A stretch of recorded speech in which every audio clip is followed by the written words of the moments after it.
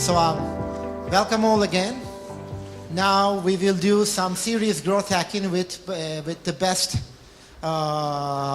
blockchain. So this is Growth Talk Visionaries, between ground zero and top floor, they say. So until now we've seen how to start a blockchain business, how to do business development. Now we are talking about startups, how to start a blockchain or other cryptocurrency business and how to make it real. And we have some heavy hitters with us right now. So first of all, I would like to invite Bora Erdemar, Bahçeşehir University, as moderator. Welcome. So I hope that I pronounced this correctly. Astyanax Kanakakis, Norblock. Thank you. All right. Veronica Torres, Gelurida. Okay. And finally, Tedlin Binance.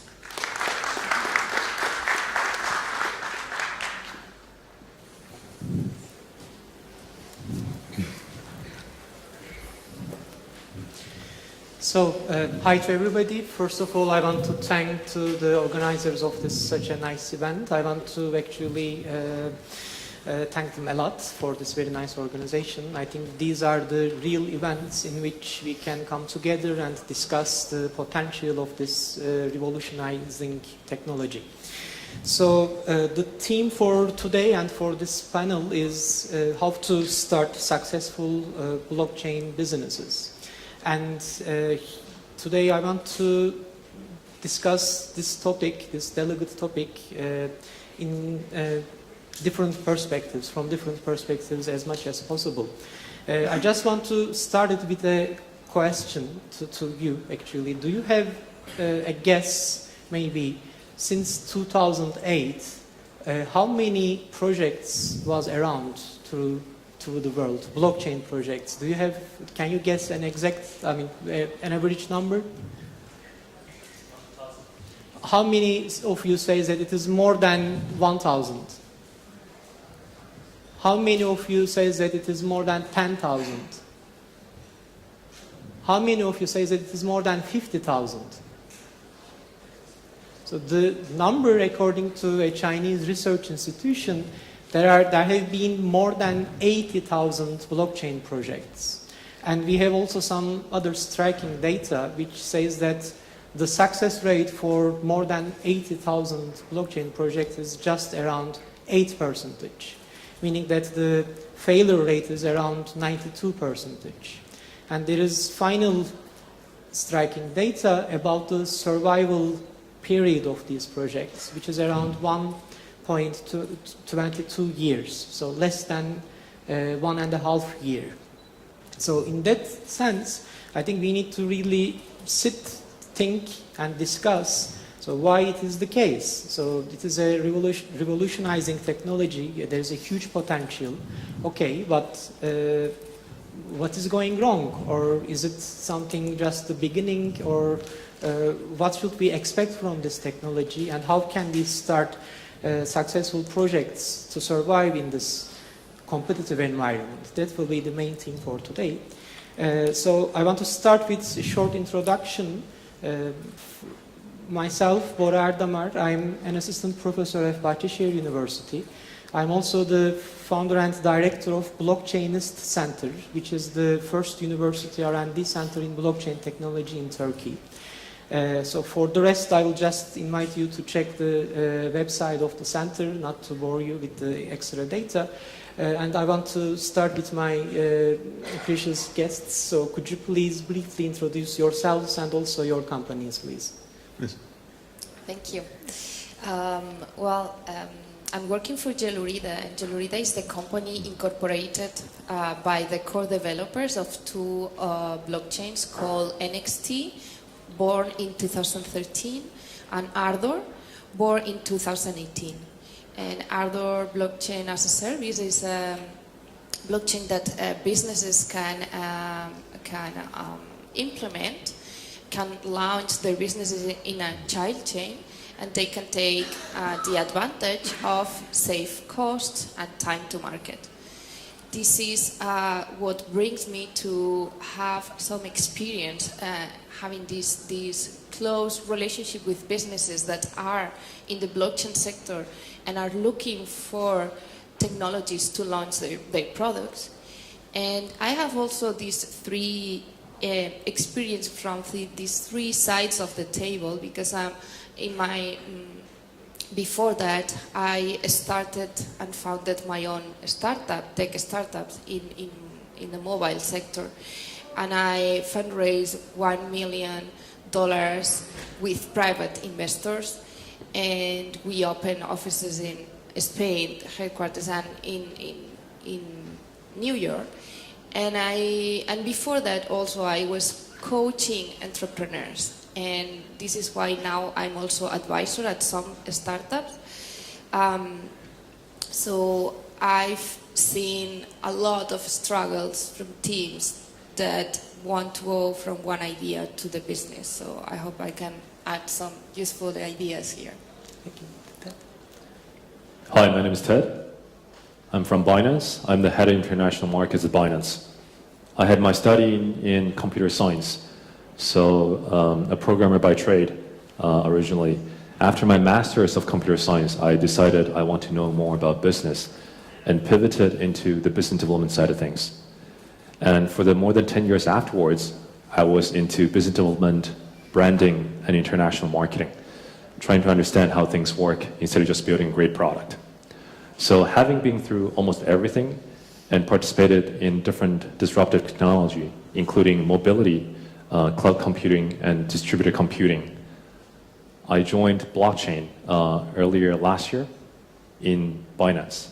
And it was a privilege to be able to witness how everything I've learned and witnessed just came together, and know how such a great chemistry between user-centric focus, a great team chemistry, and a wonderful product can pan out to be such a success. So hopefully today I can share some of the insights I've personally witnessed, including some of the good and bad, to be able to share with the audience at such an exciting event, with such an exciting topic today.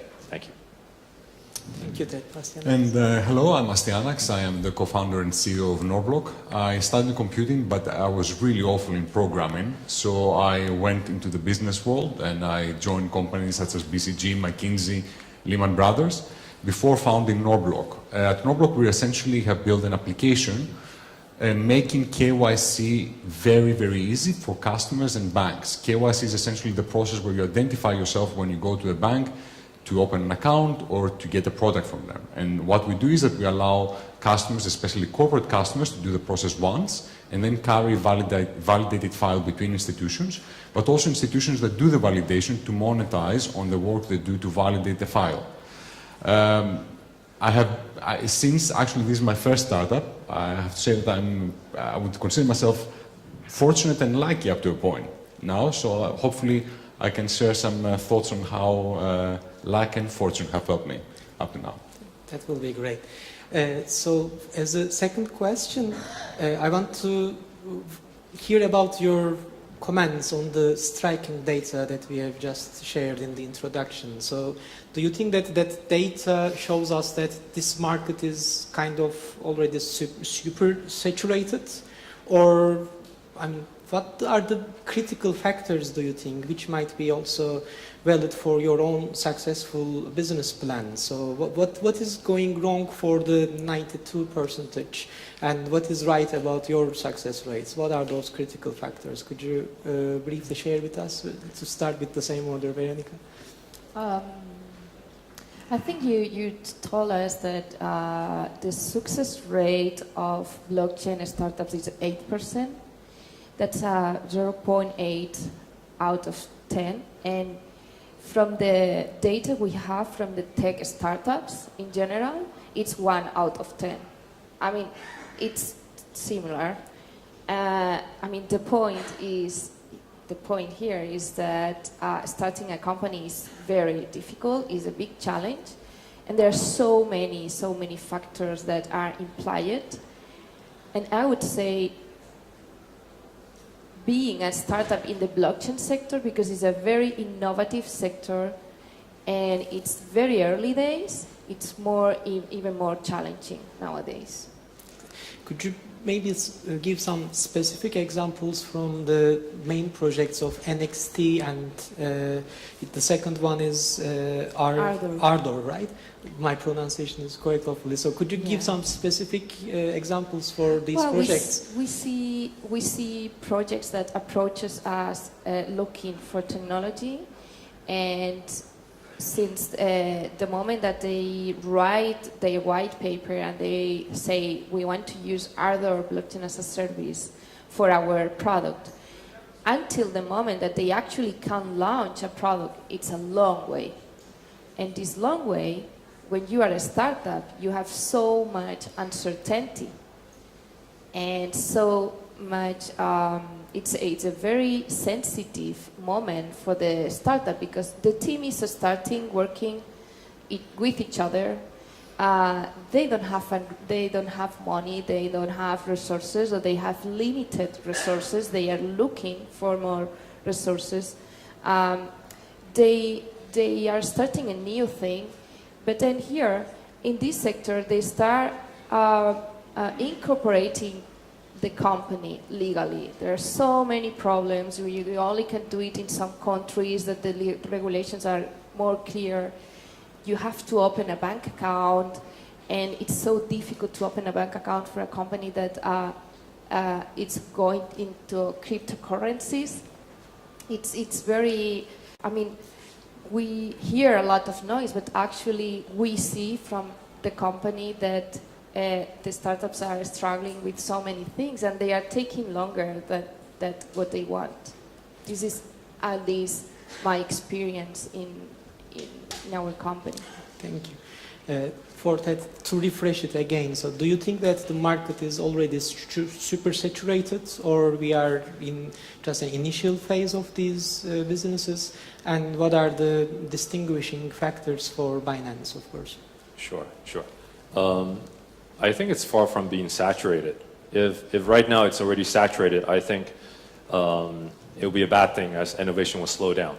In fact, with any kind of technology advancement, it requires a large amount of resource, including people, money, and time, being injected into a particular new frontier before things have a snail-like micro-inch of movement.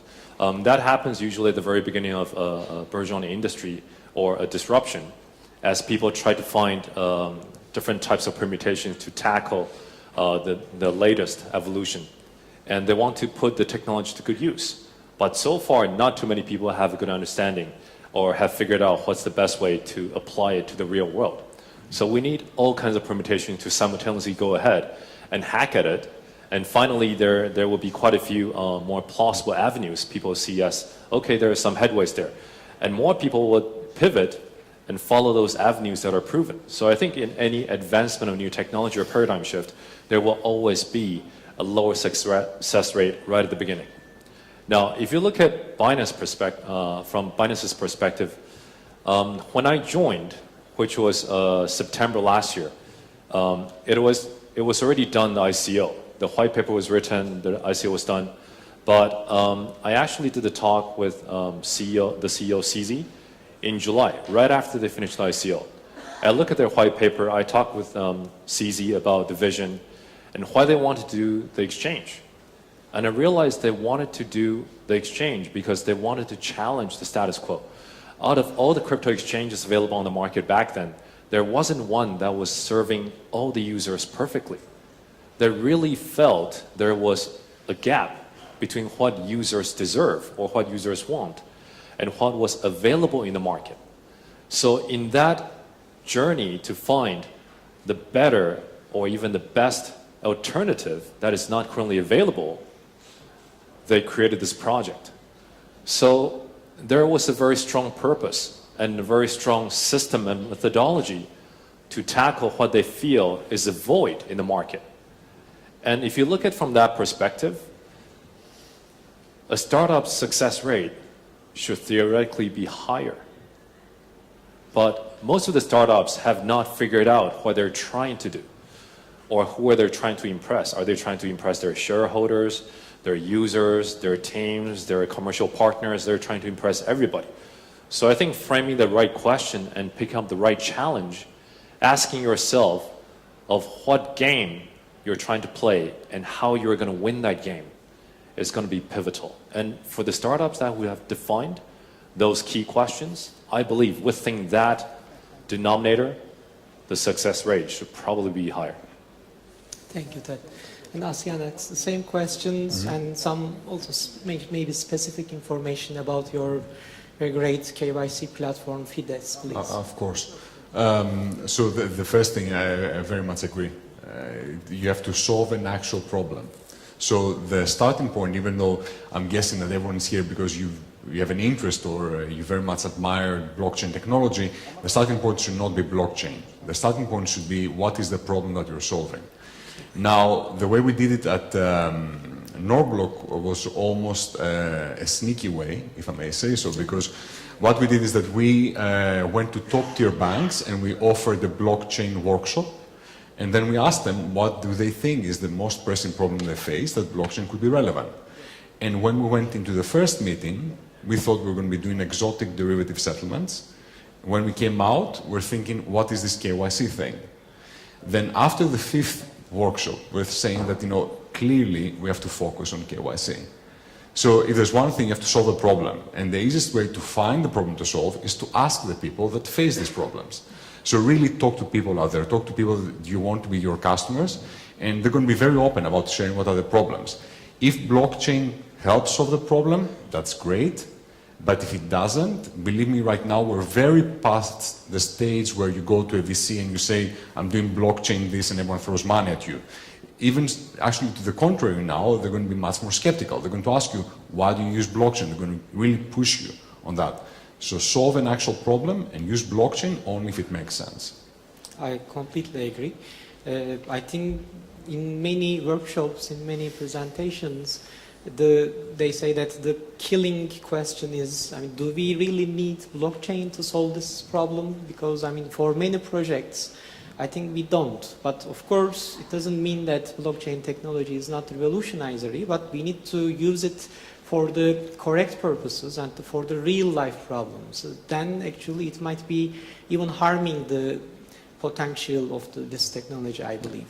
So after we start, right at this moment when we talk about some misconceptions, I want to also discuss with you that, let me put it as one factor. Many people think that there's a correlation between the market size of these cryptocurrencies and the success rate of the projects. There is a common sense that when the market size is increasing for those cryptocurrencies, probably the fundraising is increasing as well. I want to ask your personal opinions on that. Do you think that this is a misconception? Do you think that is there a really strong correlation between the cryptocurrency markets and the blockchain markets fundraising issues? To start with Veronica. I think it has nothing to do. We are like mixing apples with oranges. We are talking about the cryptocurrency market that is an exchange market, and it has a valuation and all that.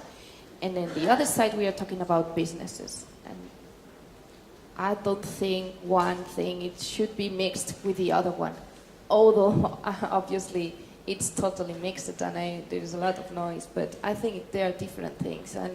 And the successful of a startup, of course, it's easier to have success if you have a good bunch of money in your bags. But it's not the only factor for sure. Thank you, Ted. So just to reiterate, the question was about whether the price or the market cap size of the crypto market correlates with the money raising activity. To make it even more specific, so people think that I mean, even we can specify one cryptocurrency. Let's say the Bitcoin price is increasing.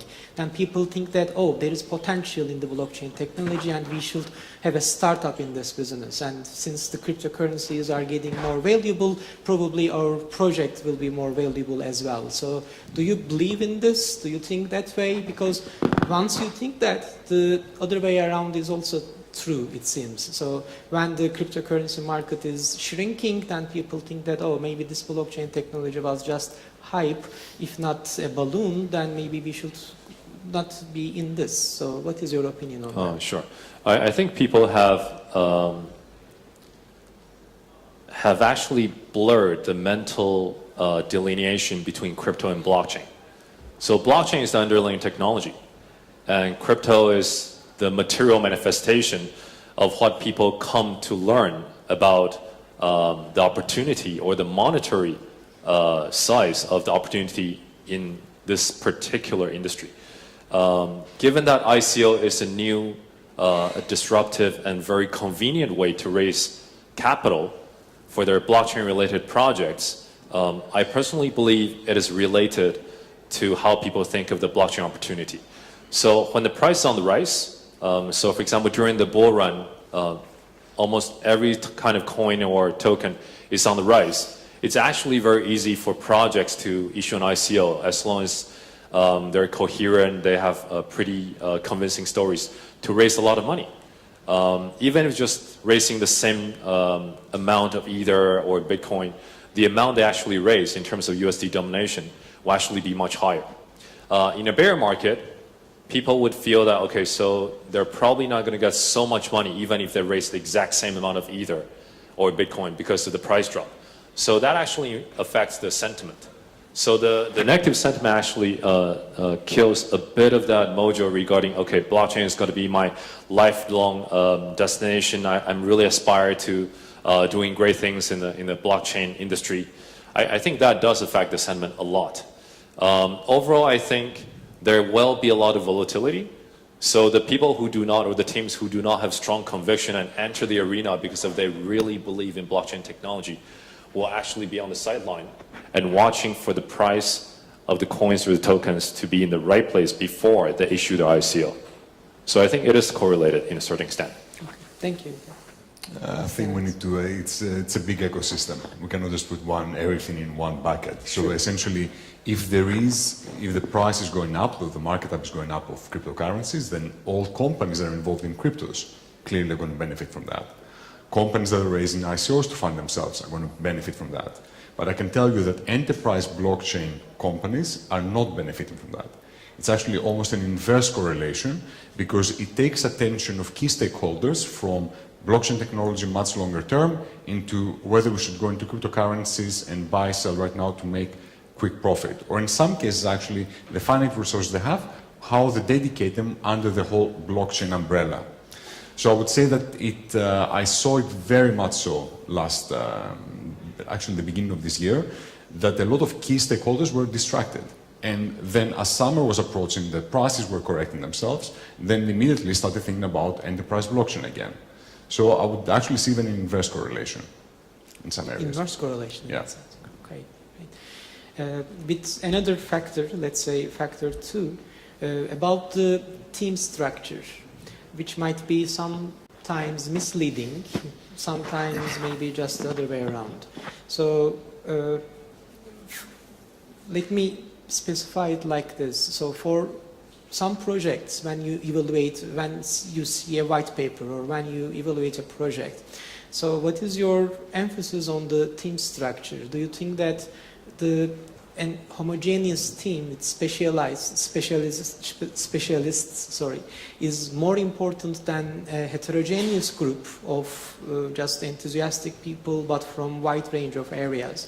Which one is more important in that sense? A homogeneous group of professionals or a heterogeneous group of enthusiastic people? Veronica? I think so. When you start a company, you need to collect all the things you need to higher this probability of being success, no? And the team is a big part of that.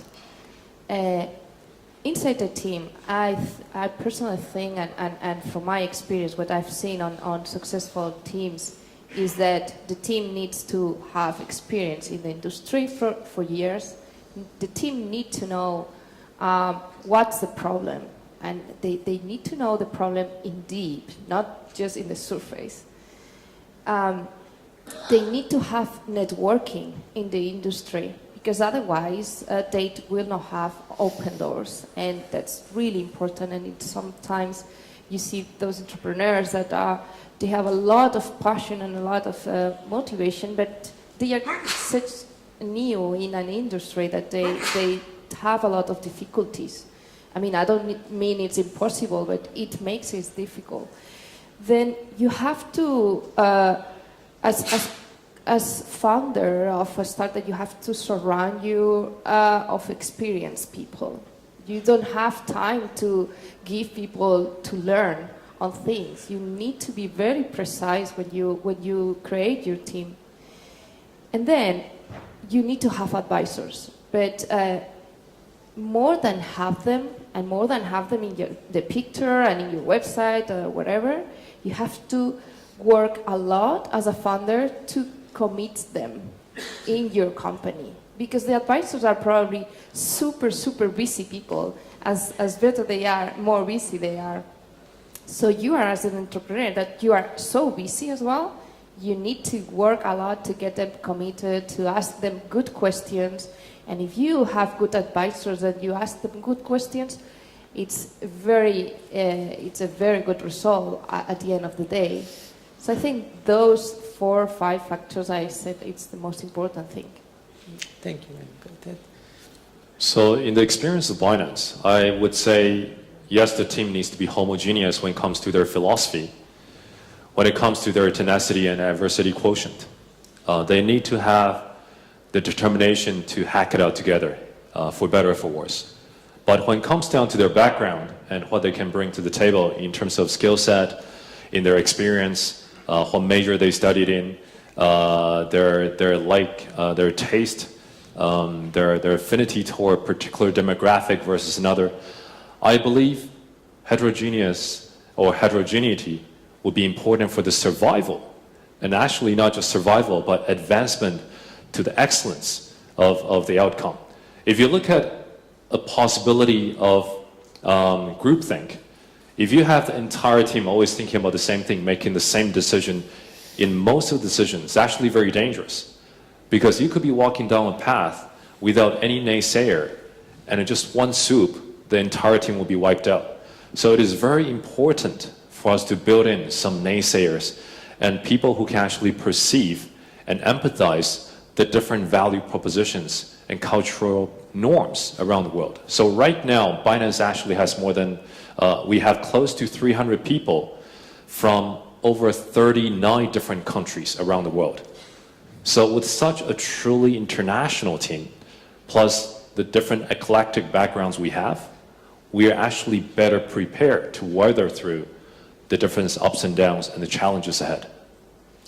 Maybe just that this is the right point, right time. So do you have plans for Turkey as well, maybe, for this international collaboration? Right now, we do not have people from Turkey on our team. We would like to add people from Turkey on our team. I think the As simple as that. audience was expecting to hear that. So thanks a lot. May I ask a question? Sure. I'm so curious. How long have you taken to build this 300 people team? Yes. And how difficult is that? Sure. I think we started with like 20 plus, if I recall correctly. And from there on, it just kind of multiplies. Internally, we never had a head count in terms of like how many numbers is available for which team. And they just go and fill those numbers up. We went from 0 head count, which is like a flexible head count concept, to as many people as we can get on the product, on the security, on the market, on the CS, on the operations side of things.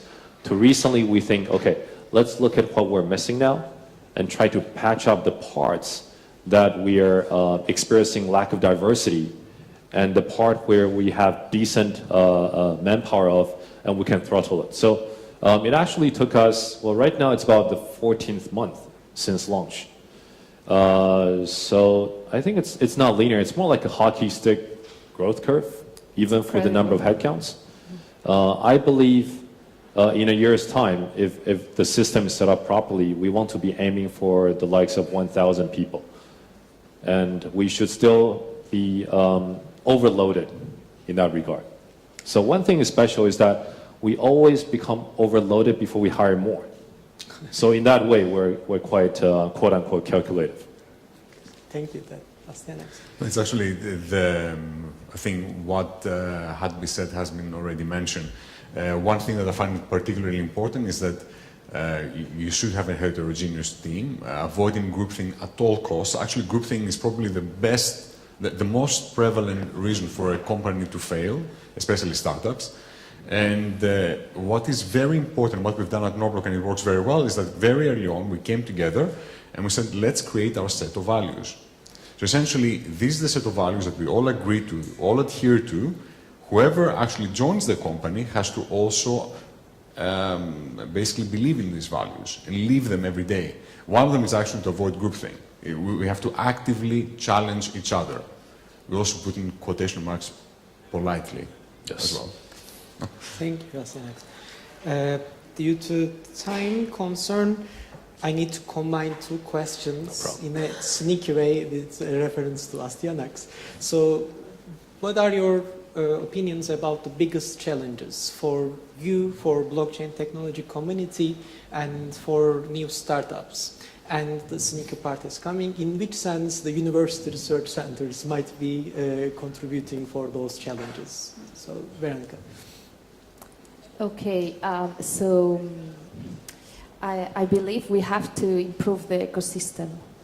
And if you think about a desert where there is no water, there is a lot of sun, high temperatures in the day, super cold temperatures in the night, this is a very difficult ecosystem for animals to live.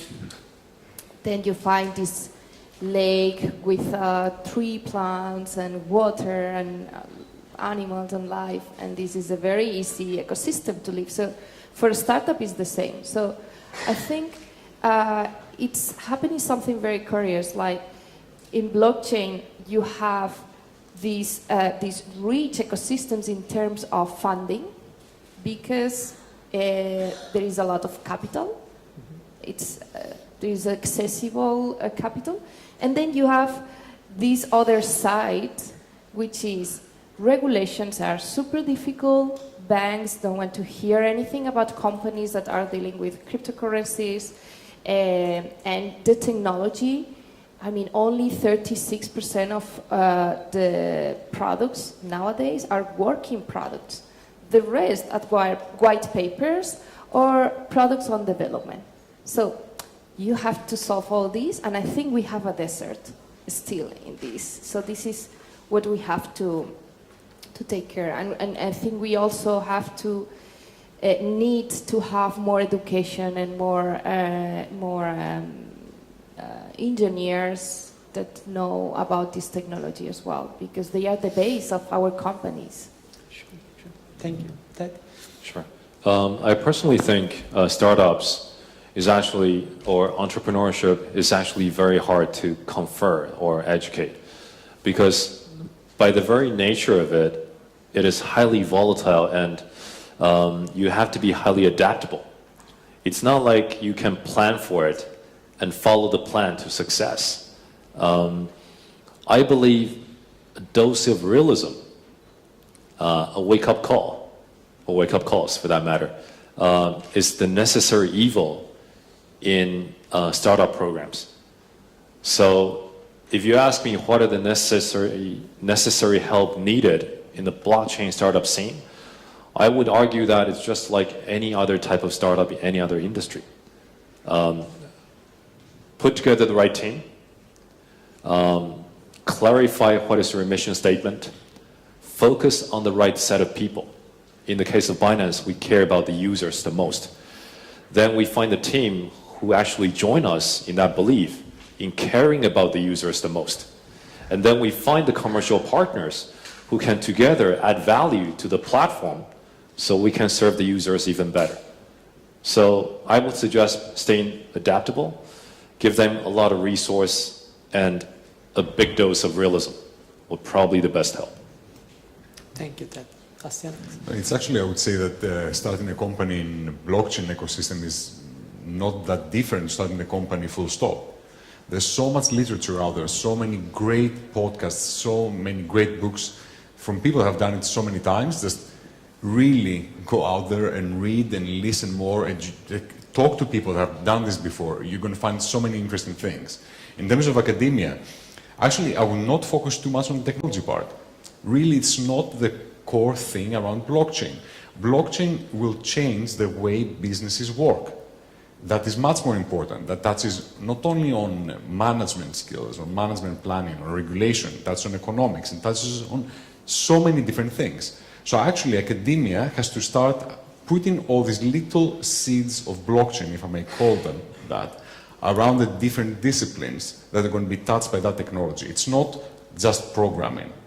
It's so much more. Of course. Thanks a lot. So we have little time, but I want to ask you if you have any questions. Maybe we can take a couple of questions as time permits. Do you have any questions? One or two? Sure. Volunteer here. So, well, I think the spirit of blockchain is something quite interesting. That is what we are attracted to. And Ted, you're based in Tokyo, right? As far as I know. So, Veronica, you're based in Madrid, Spain, and you're Stockholm, right? Asianax. And we get together here in Istanbul discussing about what we can, do with this, revolutionary technology around the world. So this is what we can do. But as Sandra Rowe, said in the morning, I guess we should be focusing on what could be done rather than looking into the challenges here. There are lots of challenges since blockchain is proliferating and it's still at the beginning stage. So my question is, as you are executives of your startups, you are still startups in a way. I mean, you are big, you are quite giant, but what is the outcome? What is not the outcome, but what is the prospect? For example, for Binance in 5 years from today, for as well as Gelorida, as well as for Norblock. So that would be sort of one outlook that you can tell to the audience in terms of how you can develop a plan that would be viable in the long term. It's not a comment, it's a question. So what is your... Sure. So to have a plan is actually quite dangerous. To have a rough plan, I think, makes sense. In the world of blockchain and crypto, 1 year is almost like possibly even 10 years out there. So Binance made the unicorn status about 5 to 6 months into operation. And that is unheard of by the traditional standard. So I would say aim for a direction, but try not to be overly stubborn about sticking to every single detail of the plan. In fact, if planning takes such a long time, you might as well take the first step before you plan out the whole 5 years. So in this way, you can stay nimble, flexible, and adaptable to ensure maximum survivability. In our case, I think our focus every day is how can we help companies with a better technology and an easy to use and easy to implement technology so that they can focus in their businesses and we can help them on this way. And this is why we are working so hard in this blockchain as a service to save companies a lot of hassles in the technology. So in the case of Norblock, I would say that start with a very tangible problem where there's a lot of urgency from the customer side. That's going to get you going. But this, consider it as the first step to a vision. I actually, Ted, we slightly disagree on that one. I think having a vision of where you want to be is particularly important. So it's basically there, start with something tangible, it's going to get you going very quickly, but see that as a first step only to a vision that's going to come in 5-10 years' time. Of course, the vision and the mission statement is what brought the team together, so that goes without saying. I was saying that along the way, your blueprint for next year, next quarter, you cannot have like super detailed precision. I think we have 2 questions. Yes, please.